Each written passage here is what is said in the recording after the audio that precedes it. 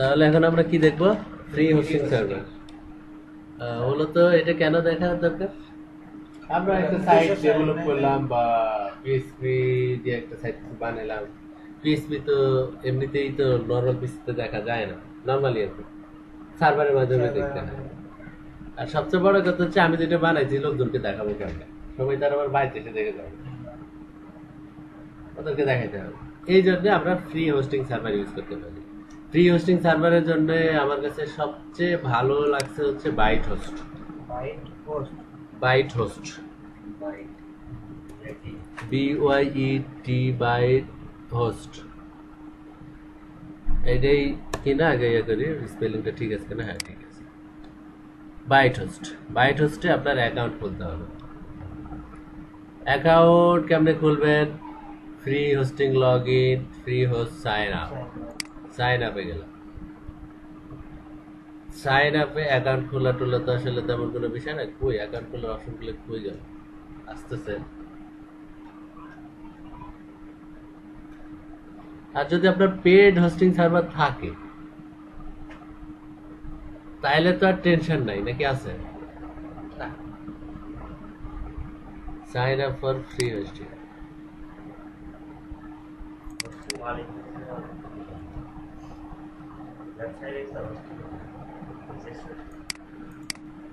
এখানে একটা পাসওয়ার্ড দিতে হবে।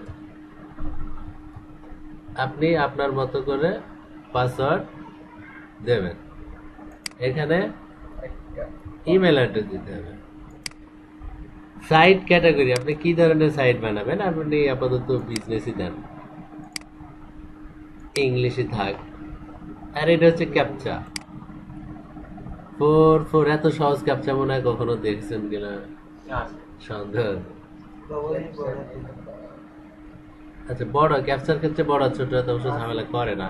অনেক সাইট, বেশিরভাগ সাইটেই ঝামেলা করে না, কিছু কিছু সাইটে ঝামেলা করে। রেজিস্টার,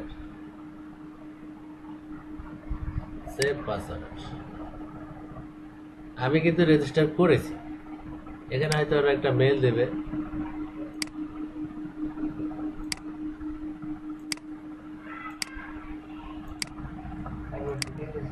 মেল তো আসেনি। না কিছু বাকি নেই, আমরা ওই যেটা দিচ্ছি সেটাতে লগ ইন করবো। ফ্রি হোস্টিং এ লগ ইন। এখানে ইউজার নেম দিয়েছিলাম plus particle,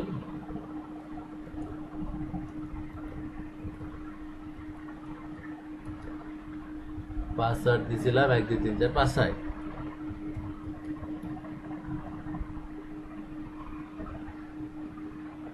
remember me, log in.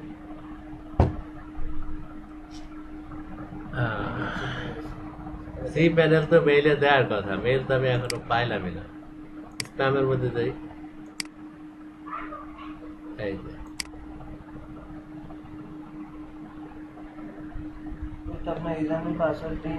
না, এই জন্য পাসওয়ার্ড দিয়েছি। এখানে ক্লিক করতে হবে।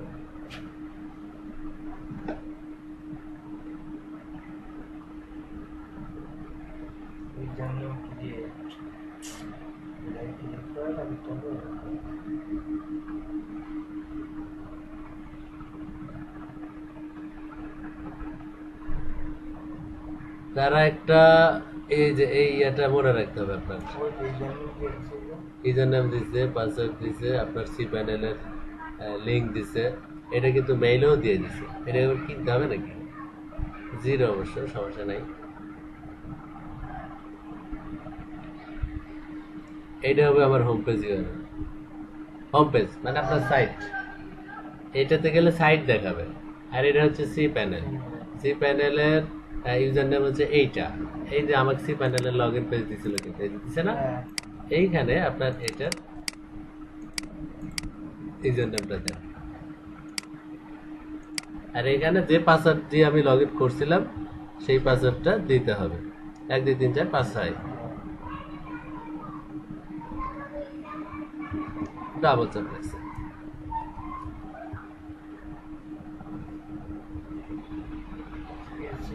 সি প্যানেল 2 ধরনের আছে, C panel X series, C panel V series. Theme আর কি। সি প্যানেলে দুই ধরনের সিম আছে, এইটি X3 টাই থাক, আগে কোন থিম এটাকে দেখে নিই। হ্যাঁ, এই X3 টা দিলে original C panel, paid C panel কিনলে যেরকম দেখায় ঠিক এইরকম।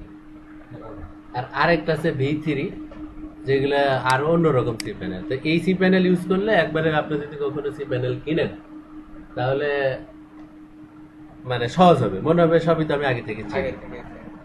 আমার হচ্ছে এখানে কি বলতেছে, do you need help getting started, শুরু করার জন্য কি আপনার কোনো হেল্প দরকার?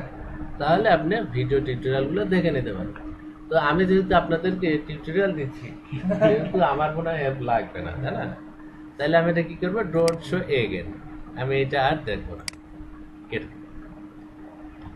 এইখানে হচ্ছে ফাইল ম্যানেজার বলে একটা কথা আছে। ফাইল ম্যানেজার, যেখানে আপনার যাবতীয় তথ্যগুলো থাকবে, ফাইল ম্যানেজার আপনি এখান থেকে খুঁজে বের করবেন।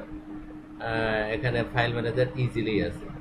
এখন কথা হচ্ছে যে আমি কাজ করার সময় ইজিলি এত তাড়াতাড়ি একটা অ্যাকাউন্ট হয়ে গেল, সমস্যা হয়ে যাবে আপনার কাজ করার সময়। তাই বলে এই জায়গায় আসতে আপনি 3 ঘন্টা পর যায় বলতেছেন, এটা তো আসতেছে না। আমি কিন্তু জটিল কোনো কিছু করিনি এবং সরাসরি ভিডিও করতেছি। ফাইল ম্যানেজার কই?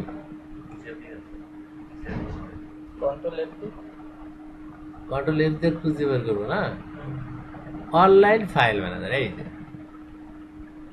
এইখানে গেলে এই যেটা আসবে সেটা একটা আপনার কম্পিউটারের ইয়ার মতো, মনে করেন ফোল্ডারের মতো। এটা হচ্ছে ফাইল ম্যানেজার।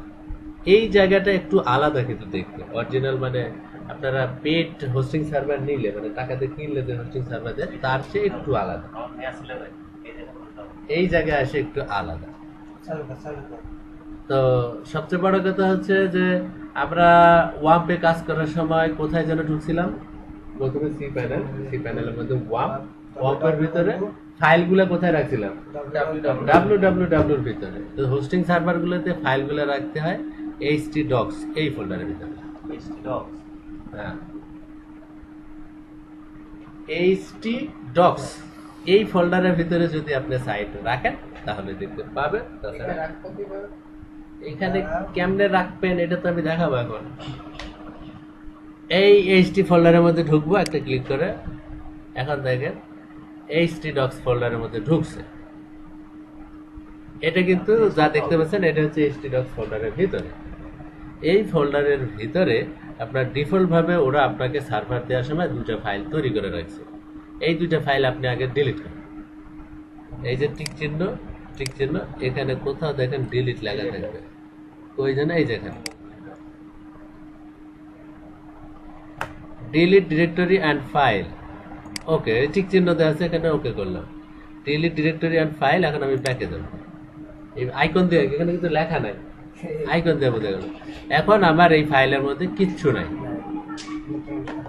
নাই। এখন আমি এখানে ফাইল আপলোড করতে পারবো। ফাইল আপলোড করব কেমনে? ফাইল আপলোড করবেন সবসময় জিপ করে, তাহলে সুবিধা আছে। আর জিপ করে না করলে একটা করে আপলোড করতে হবে। আপনারা কখনো যে মেইলে ছবি পাঠাইছেন আগে? এখন তো সুবিধা দেয় একসাথে অনেকগুলো সিলেক্ট করা যায়।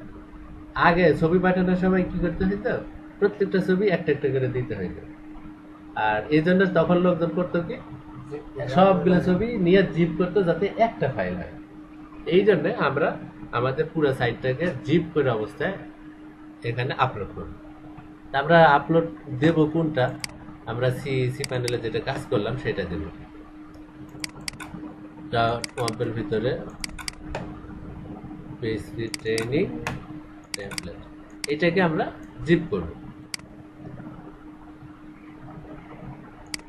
যে নামই নিক, কোনো টেনশন করার দরকার নেই, ঠিক আছে? জি না, ইমেজ জিপ হয়নি। জিপ তো জীবনে করেনি, জানবেন কি করে? সবগুলো সিলেক্ট করে করা হয়েছে এবং যেটার উপর রাইট বাটন ক্লিক হয় সেই নামটা দেখায়। এই নলেজ গুলো এতদিনে থাকা লাগবে। এটা হয়তো আপনারাও জানেন না, প্রশ্ন করেননি তাই, কিন্তু জানেন না। যে নামের উপর ধরায় মাউস সেই নাম অটোমেটিক্যালি নিয়ে নেয়। এটা কবে থেকে জানেন? এই প্রশ্নটা আপনি নাই করতে পারেন। তো আমরা আপলোডে ক্লিক করব। আপলোডে ক্লিক করার পর এখানে চুজ ফাইল থেকে যে ফাইলটা জিপ করলাম সেটা কার মধ্যে আছে, C drive wamp PHP training template, এই যে ইমেজ, সব ফাইলই কিন্তু এর মধ্যে আছে। দিছি, এখনো কিন্তু আপলোড হয়নি। এবার এই ওকে বাটনে ক্লিক করতে হবে। ওহো, একটা জিনিস ভুল করেছি আমি, জিপ ফাইল এদিক দিয়ে আপলোড করতে হচ্ছে, আর এমনি ফাইল বাম পাশ থেকে। ব্যাকে তো যাওয়া মুশকিল। তাহলে ওই পাশে ক্লিক দিয়ে স্যার, দিলে ওইটা নেবে।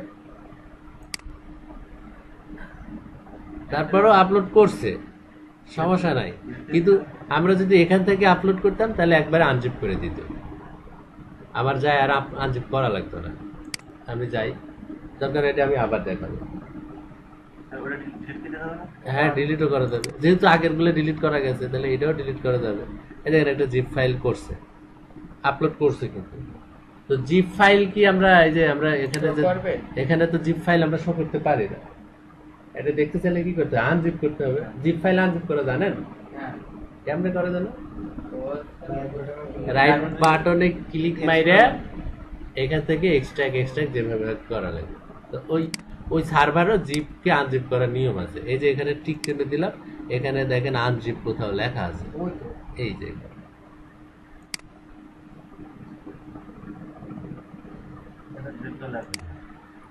ডিলিট করা লাগলো না, আমি আনজিপ করে নিলাম, হয়ে গেছে সব আনজিপ। এই যে আমার 3টে ফাইল ফোল্ডার সব আনজিপ হয়ে গেছে।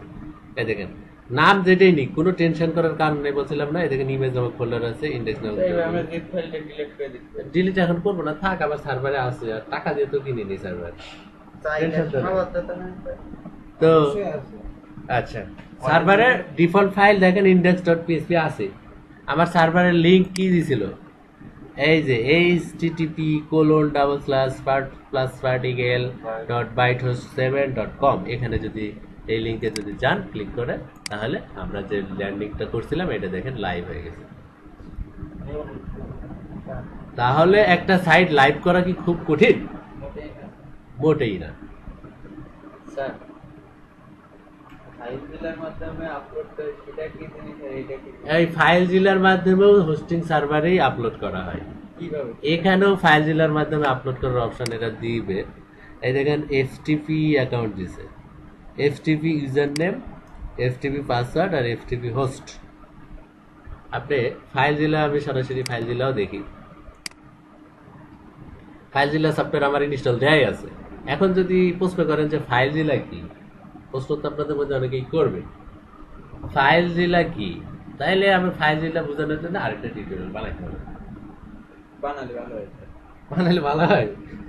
আচ্ছা, এই টিউটোরিয়ালের মধ্যেই থাক। ফাইল জিলা হচ্ছে না, ফাইল জিলা হচ্ছে এমন একটা সফটওয়্যার যা সরাসরি সার্ভারের সাথে কানেক্টেড। যেমন আমরা যে সার্ভারে কাজ করলাম একটু আগে, এই যে এখানে ফাইল আপলোড করতেছি না, আপলোড করতেছি, ডিলিট করতে পারতেছি, জিপ করতে পারতেছি, আনজিপ করতে পারতেছি, হচ্ছে না?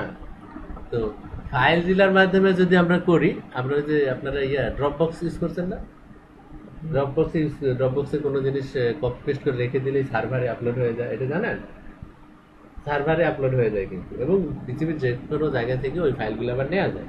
তো ফাইল জিলা হচ্ছে ড্রপবক্সের মতো ওই জাতীয় সফটওয়্যার আর কি, যে ওখানে আপনি একবারে কম্পিউটারের মতো রেখে দেবেন, সার্ভারে আপলোড হয়ে যাবে। কিরকম? আমি ফাইল জিলার মধ্যে কানেক্টেড হই। আগে ফাইল জিলাতে কানেক্টেড হইতে গেলে FTP লিঙ্কের মাধ্যমে যেতে হবে। এখানে দেখেন FTP দিছে, কিন্তু আমাকে মেইলেও দিছে। এই যে এখানে FTP লিঙ্ক দিছে, দেখেন এই যে FTP লিঙ্ক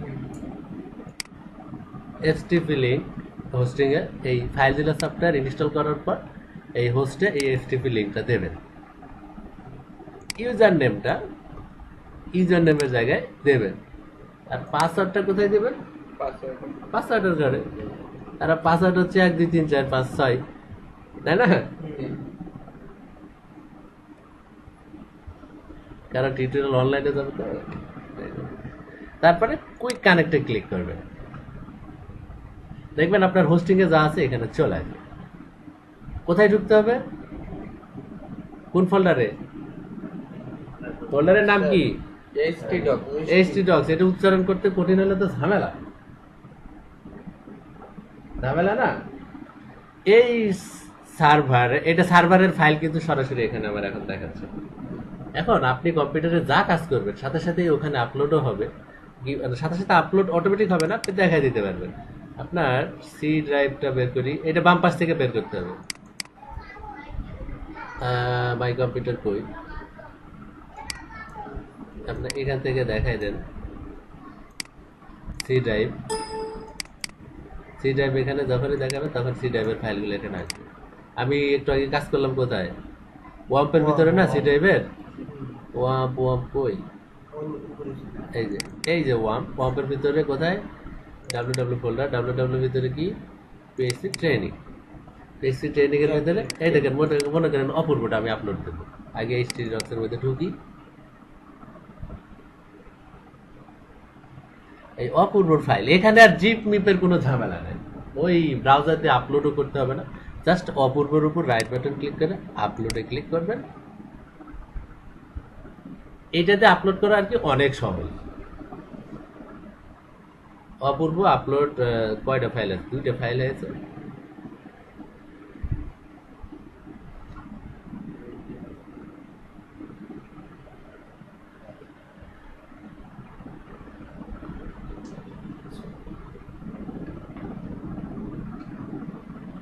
এত ছোট ফাইল, ওখানে আবার আপলোড চলতেছে ইউটিউবের, এই জন্য মনে এত স্লো হচ্ছে।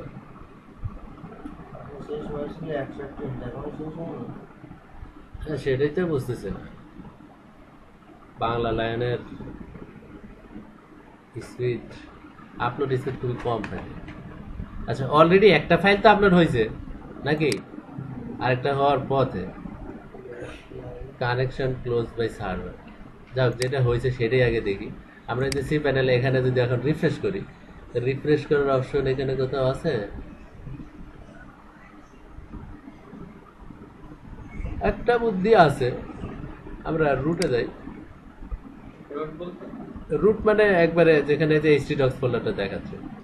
এবার আমি htdocs এর মধ্যে ঢুকলাম, দেখেন অপূর্ব ফোল্ডার আপলোড হয়েছে। আপলোড হয়েছে, কিন্তু এই অপূর্ব ফোল্ডারটা আমি দেখবো কিভাবে? আনজিপ তো এখানে হয়ে আছে। এই যে আমরা যে ল্যান্ডিং পেজটা দেখলাম, ওই এই যে এইটা তো আমার মেন ডিরেক্টরি। অপূর্ব ফোল্ডারে যেতে হবে কিভাবে? স্ল্যাশ দিয়ে APURPO অপূর্ব, এইটা কি মনে নাই? অপূর্ব ফোল্ডারের মধ্যে ইন্ডেক্স ফাইল আছে, সরাসরি আপনারটাতেই ঢুকবে।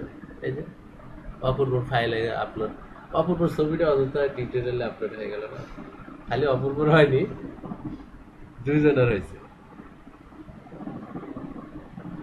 তো এই যে আপনি যে কাজ করলেন, দেখেন এটা এখন অনলাইন। এরকম নিজের নাম দিয়ে সাইটও বানান, সাইট বানায় ফেসবুকে আপলোড দেন, দেখেন আমার সাইট, দেখো আমার সাইট। কি মজা আছে? ফ্রি হোস্টিং সার্ভারে আপনি সরাসরি হোস্টিং এর মানে ফিলিংসটা পেয়ে যাচ্ছেন। আপনার পেড সার্ভার নাই, আপনার টাকা পয়সার সমস্যা, কিনতে পারতেছেন না, যাই হোক না কেন কোনো সমস্যা নেই, নেট থাকলেই হবে। বুঝতে পারছেন তো? তাহলে ফ্রি হোস্টিং সার্ভারের কোনো সমস্যা, টেনশন, আর কোনো প্রশ্ন? কি আর কোনো প্রশ্ন আছে? সবচেয়ে বড় কথা আমি আবারও বলি, এখানে লগ ইন করার পর ফাইলগুলো কোথায় আপলোড করবেন? File manager. ফাইল ম্যানেজারের মধ্যে গেলে আবার ইয়েতে ঢুকতে হবে। ফাইল ম্যানেজার স্যার এতগুলো অপশন দেওয়া, এই এতগুলো অপশন এখানে যে আমি তখন এই দেখেন ডাটাবেজও আছে এখানে। দেখেন যখন ডাটাবেজ সাইট করবেন, যে সাইটে ডাটাবেজ থাকবে, সেই ডাটাবেজ তৈরি করতে হবে পিএসসি ম্যানেজমেন্ট থেকে। একবারে সরাসরি সিএমএস তৈরি করেও আপনি এখানে প্র্যাকটিস করতে পারবেন, কাজ করতে পারবেন।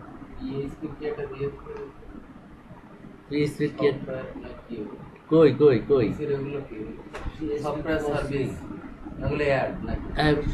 এই যে কনফিগ পিএসপি, আরো অনেক বিষয় আছে, হোস্টিং বিষয়, সি প্যানেল বিষয়। সি প্যানেলের যদি এখানেও আপনারা কাজ করেন, তাহলে কোনো বায়ার, কোনো ক্লায়েন্ট আপনাকে একটা যদি সি প্যানেল দেয় যে এখানে আমার সাইটটা আপলোড করো, তখন আপনাদের বুঝতে সমস্যা হবে না। আর যদি জীবনেও দেখেননি, পিএইচপি নিয়ে কাজ করেন, যখনই আপনি বলবেন, আর যখন বায়ার আপনাকে একটা সার্ভার দেবে তখন আপনি বলতেছেন আমি তো আপলোড করতে পারি না, আপনি করে নেন, তাহলেই বুঝে যাবে যে আপনি কি ধরনের এক্সপার্ট। কি ধরনের কন্ট্রাক্টর হয়? তাহলে ও বুঝে যাবে যে আমি কোন জাতের কন্ট্রাক্টর হায়ার করছি। তো এইভাবে আপনি খুব সহজে একটা সাইটকে লাইভ করতে পারবেন। তো আমরা সি প্যানেল নিয়ে, ফ্রি হোস্টিং সার্ভার নিয়ে যে টিউটোরিয়ালটা করতেছিলাম, এটা আমরা সমাপ্তি ঘোষণা করি নাকি? ছবি চলে গেছে।